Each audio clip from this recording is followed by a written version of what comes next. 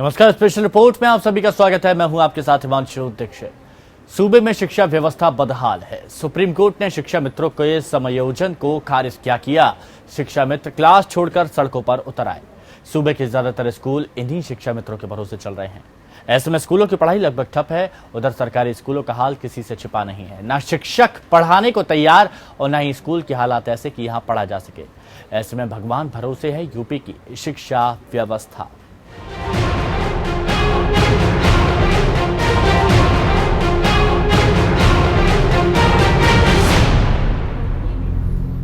चुनावी दौर में मानदंडों को ताक पर रखकर सहायक शिक्षक बनाए गए शिक्षा मित्रों को सुप्रीम कोर्ट ने बड़ा झटका दिया है।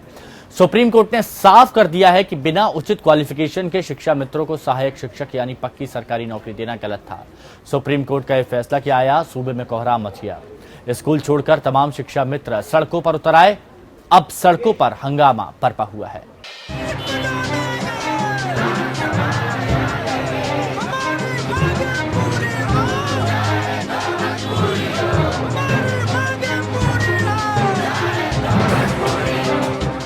उत्तर प्रदेश में 1,72,000 शिक्षा मित्रों को सहायक शिक्षक के तौर पर समायोजित करने के बारे में सुप्रीम कोर्ट ने राहत देने से इनकार कर दिया है। लेकिन साथ ही कोर्ट ने कहा है कि 1,38,000 शिक्षा मित्र बने रहेंगे। इसके साथ ही बीए और टीटी करके शिक्षक बन चुके 72,000 सहायक शिक्षक अपने पद पर बने रहेंगे। सुप्रीम कोर्ट ने कहा कि शिक्षा मित्रों को सहायक टीचर बनने के लिए टीटी पास करनी ही होगी। अदालत ने कहा कि वो फिलहाल शिक्षा मित्र बने रहेंगे, लेकिन सहायक शिक्षक बनने के लिए उन्हें 2 मौके और दिए जाएंगे। इस दौरान उन्हें सहायक टीचर बनने के लिए 2 साल में टीटी की परीक्षा पास करनी होगी। शिक्षा मित्रों से सहायक टीचर बने लोगों को टीटी पास करने के लिए उम्र सीमा में छूट दी जाएगी। साथ ही इनमें उन्हें अनुभव का वेटेज मिलेगा। इससे पहले इलाहाबाद हाई कोर्ट ने शिक्षा मित्रों का समायोजन निरस्त कर दिया था। सुप्रीम कोर्ट का ये फैसला क्या आया, उत्तर प्रदेश में कोहराम मच गया। शिक्षा मित्रों से सहायक शिक्षक बने लोगों के नीचे से धरती ही खसक गए। सहायक शिक्षक बनने के बाद लगा कि अब जिंदगी पटरी पर आ गई। उन्हें शिक्षा मित्र के तौर पर किए गए काम का इनाम मिल गया, लेकिन सुप्रीम कोर्ट के आदेश के बाद उनकी जिंदगी ही बदल गई। शिक्षा मित्रों से सहायक शिक्षक बने ये लोग एक झटके में ही सड़कों पर आ गए। अब सड़कों पर ही शिक्षा मित्र अपनी नाराजगी जाहिर कर रहे हैं।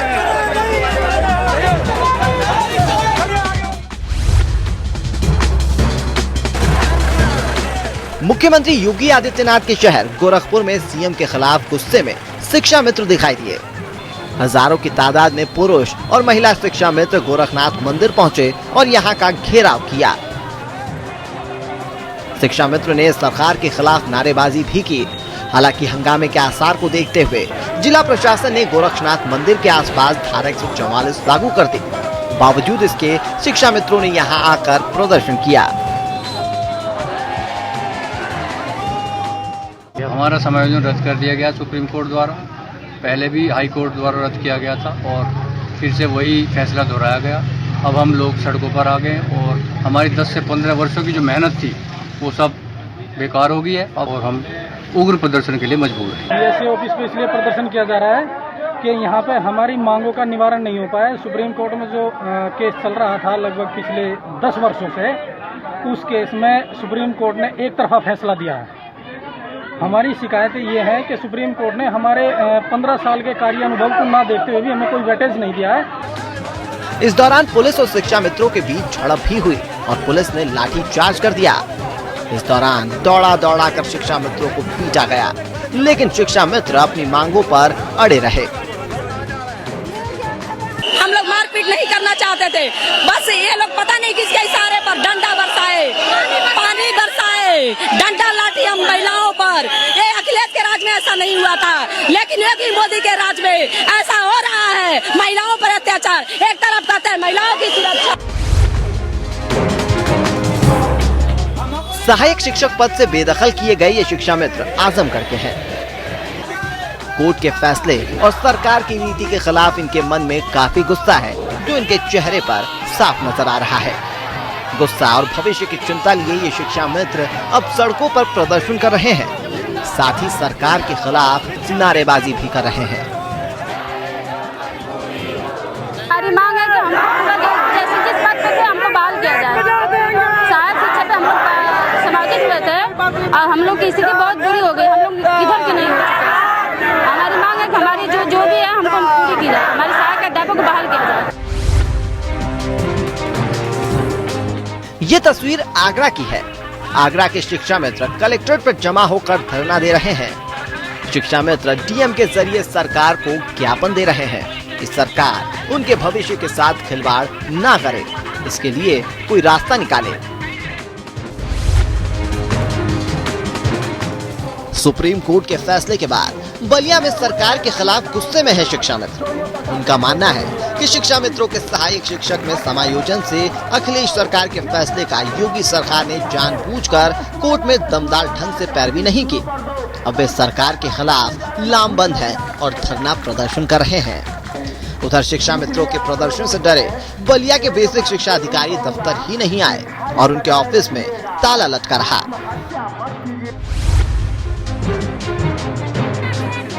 उधर फिरोजाबाद में भी हंगामे का ही नजारा दिखा। बड़ी तादाद में शिक्षा मित्र बेसिक शिक्षा अधिकारी के ऑफिस के बाहर जमा होकर धरना प्रदर्शन कर रहे हैं। कोर्ट के इस फैसले से उन्हें अपना भविष्य अंधकारमय नजर आ रहा है। सालों तक शिक्षा मित्र के तौर पर काम करने के बाद मिली पक्की सरकारी नौकरी का इस तरह से हाथ से फिसल जाना इन शिक्षा मित्रों के लिए एक बड़ा सदमा है। आज हम इसलिए आए हैं क्योंकि हमारी रोजी रोटी हमारे हाथ से छिन गई है। क्या कहाँ जाएं हम अपने बच्चों को किसके सहारे छोड़ दें, बताइए आप हमें। यही नहीं देना है हमारे 30 दिन में, ये हमारी दुनिया बदल गई बिल्कुल। हमें ये दे दें कि हमारे बच्चों को तुम कहीं पे भी हम छोड़ आएंगे और हम चले जाएंगे। ये लिख के दे दें कि आप अपने बच्चों के लिए क्या करना है, क्या ले जाएं अपने बच्चों को। ये हमारी अब हम कहाँ अप्लाई करेंगे, बताइए आप। सुप्रीम कोर्ट के फैसले के बाद सुल्तानपुर में भी सैकड़ों महिला और पुरुष शिक्षा मित्रों ने जिलाधिकारी कार्यालय के सामने प्रदर्शन कर सरकार विरोधी नारे लगाए।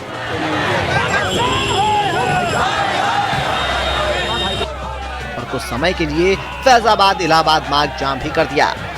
सभी का कहना था कि वे लोग कोर्ट के फैसले का सम्मान करते हैं, लेकिन राज्य सरकार से मांग भी करते हैं कि वे फैसले के विरोध में पुनर्विचार याचिका दायर करें। यदि जरूरत पड़े तो कानून बनाकर शिक्षा मित्रों को सहायक शिक्षक माने। शिक्षा मित्रों ने सरकार को चेतावनी भी दे डाली कि उनके इस मांग को सरकार पूरी नहीं करती तो वे लोग लखनऊ से लेकर दिल्ली तक धरना प्रदर्शन करेंगे। प्रदर्शन कर रहे शिक्षा मित्रों ने जिलाधिकारी के माध्यम से एक ज्ञापन भी सरकार को सौंपा।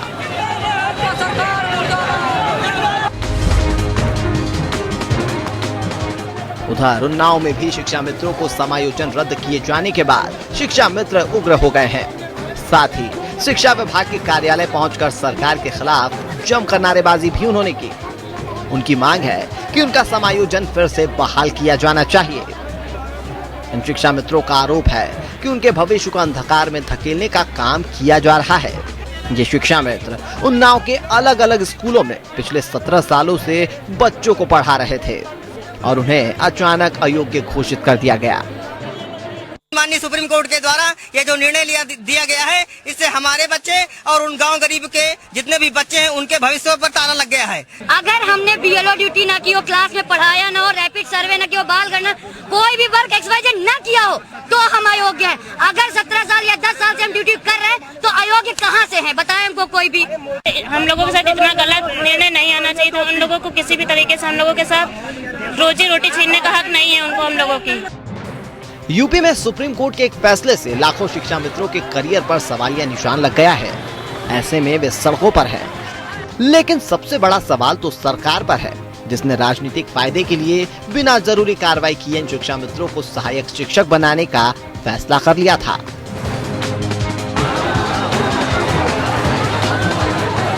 Bureau report, EPN।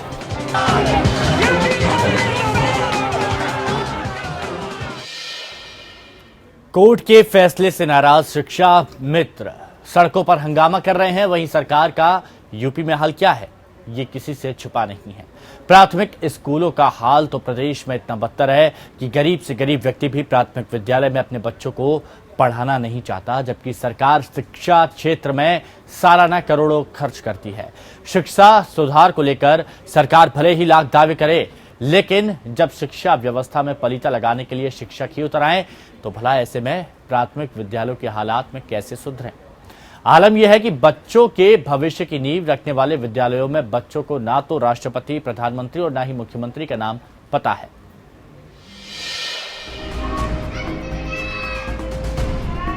ये कटरा विकास खंड के कोटियामदार का वो प्राथमिक विद्यालय है जहां बच्चों को जमीन पर बैठकर ही पढ़ना पड़ता है। यहाँ के हालात देखकर आप यहाँ के शिक्षा का स्तर का भी पता लगा सकते हैं।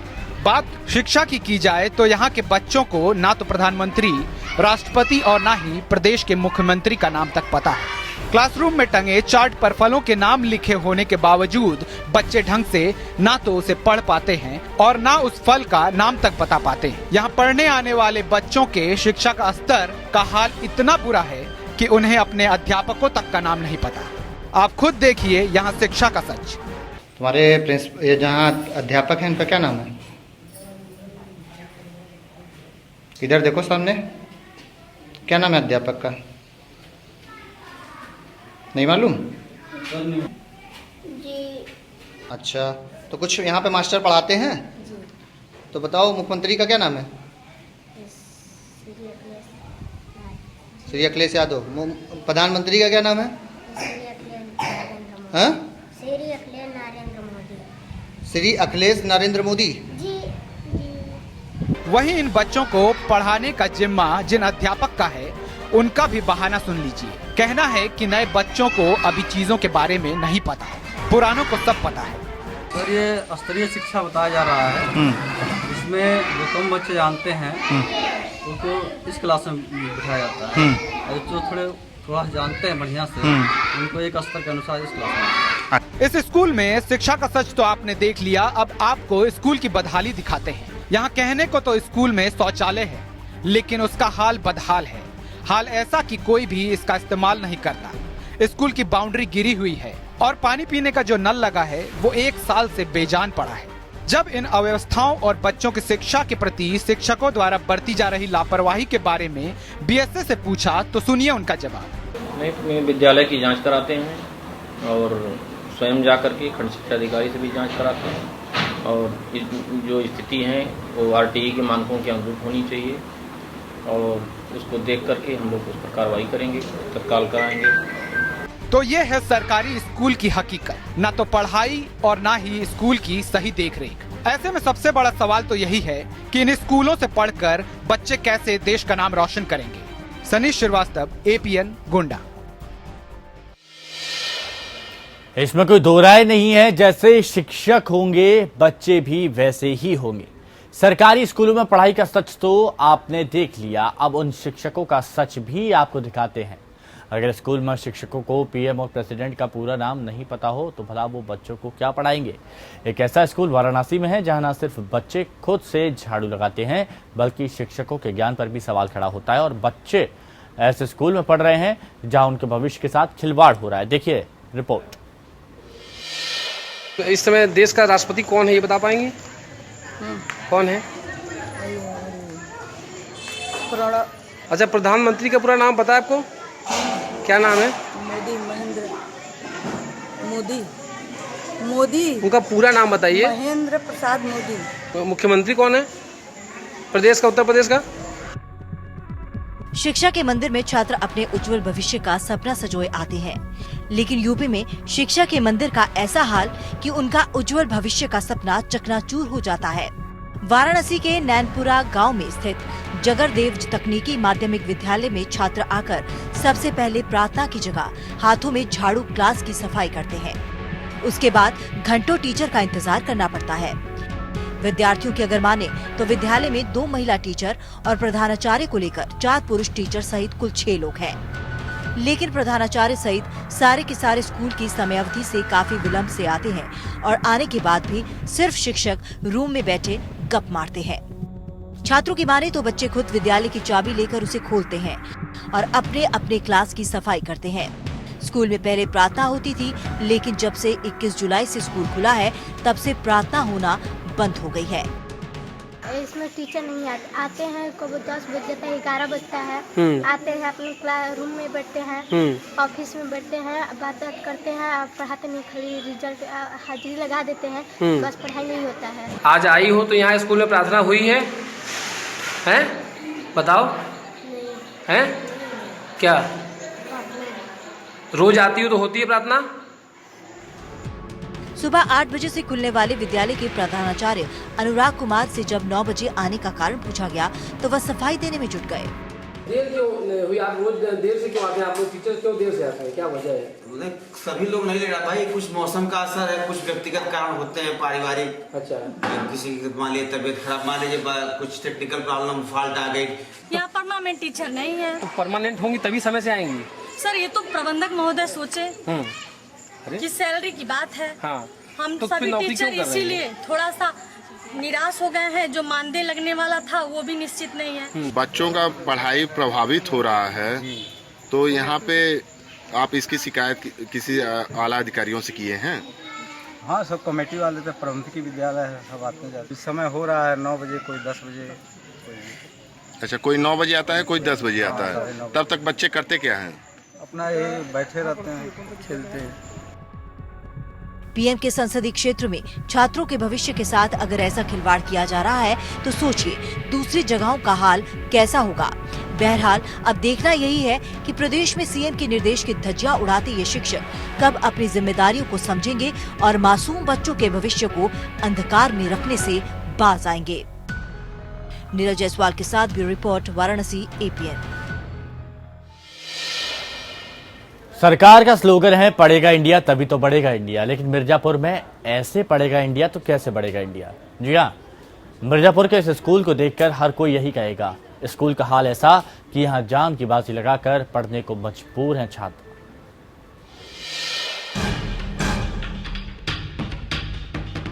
भगवान नंद गोपाल के नाम से चल रही बेसिक प्राथमिक पाठशाला वास्तव में अब भगवान भरोसे ही चल रही है। बच्चों की जिंदगी संवारने के लिए इस स्कूल को एक व्यक्ति ने दान में दिया था, लेकिन इस स्कूल में जिंदगी और शिक्षा से इस कदर खिलवाड़ किया जाएगा उसने भी कभी नहीं सोचा होगा। शिक्षा विभाग ने इस स्कूल की कभी सुध नहीं ली। ऐसे में खंडहर बन चुके इस स्कूल में शिक्षा लेना 47 बच्चों की मजबूरी है। सरकारी नाकामियों की जीती जागती मिसाल है मिर्जापुर के गणेशगंज का Nand Gopal basic primary school, जहां क्लास 1 से 6 तक पढ़ाई होती है। यहां कुल 47 बच्चे रजिस्टर्ड हैं और इनको पढ़ाने के लिए 2 अध्यापिका तैनात हैं। शहर के बीचों बीच बने इस खंडहर बन चुके स्कूल में जानवरों का डेरा रहता है। सांप, बिच्छू तक देखे जाते हैं। बरसात के दिनों में यहाँ का हाल और बुरा हो जाता है। छत टपकती रहती है, फर्श पर पानी ही पानी होता है। बाल्टी के सहारे पानी को रोका जा रहा है और इन्हीं हालत में पढ़ने को मजबूर हैं बच्चे। अब बच्चों ने सीएम योगी से रिक्वेस्ट की है कि या तो स्कूल शिफ्ट करा दे या तो बनवा दे। यहाँ बारिश होने लगता है तो पूरा छत पे गीला हो जाता है, टपकने लगता है पानी। तो ज्यादा बारिश होता है तो मैडम जी छोड़ देते हैं, एक टाइम पढ़ पाते हैं बस। मंत्री जी से हमारी सबकी रिक्वेस्ट है कि या स्कूल बनवा दिया जाए या बदल दिया जाए। एक टाइम पढ़ते हैं, एक टाइम चले जाते हैं। पानी बरसता चले जाते हैं। 50% चले जाते हैं घर। हाँ, सोचते मुख्यमंत्री से करें स्कूल दूसरा दीजिए या इसको तोड़ के बनवा दीजिए। जिस कमरे में मासूम बच्चों की क्लास चल रही है वो किसी भी वक्त धराशाही हो सकती है, जबकि बगल वाली क्लास की छत धराशाही हो चुकी है। वैसे स्कूल बाहर से तो ठीक ठाक ही नजर आता है, लेकिन अंदर से दरो दीवार खोखली हो चुकी है। अंदर खंडहर है। यकीन मानिए मंजर बड़ा ही डरावना है और ये सच्चाई है सर्व शिक्षा अभियान की। इस स्कूल का सालों से हाल बदहाल है, बावजूद इसके बच्चों के भविष्य और जान माल से खिलवाड़ किया जा रहा है। मेरे पास ऑर्डर है कि बच्चे को छोड़ दो, जब पानी बरसा जाता है बच्चे को छोड़ दे। पता नहीं किस चीज को नहीं कर रहे हैं, हम तो बार बार लिख के दे रहे हैं, बार लिख के दे रहे हैं नगर शिक्षा अधिकारी को। वहीं जिलाधिकारी मामले की जांच कर उचित कदम उठाने की बात कर रहे हैं। मुझे भी जानकारी मिली थी कि एक विद्यालय है जिसमें बिल्डिंग और भवन बहुत क्षतिग्रस्त है और उसमें पानी टपक रहा है। मैंने बेसिक शिक्षा अधिकारी को आदेश दिया है कि तत्काल विद्यालय में चला जाए उन्होंने मुझे ये अवगत कराया कि उस विद्यालय से बच्चों को स्थानांतरित कराने के संबंध में पहले से ही कार्रवाई चल रही है, किंतु अभी तात्कालिक रूप से क्योंकि ज़िले में बहुत अधिक बारिश हो रही है और हम किसी भी कीमत पर बच्चों की जान से और उनके स्वास्थ्य से खिलवाड़ नहीं कर सकते, मैंने उन्हें आदेश दिया कि तत्काल प्रभाव से उन बच्चों को किसी अन्यत्र निकटस्थ स्कूल में स्थानांतरित कर दें और भवन के संबंध में जो भी कार्रवाई उनके द्वारा की जानी है उसको तत्काल संपादित करें। तो ये है यूपी में शिक्षा का सच। ऐसे में सबसे बड़ा सवाल तो यही है कि ऐसे हालात में कैसे पढ़ेगा बच्चा और कैसे आगे बढ़ेगा। जयप्रकाश, APN, मिर्जापुर। तो स्पेशल रिपोर्ट में मेरे साथ इतना ही।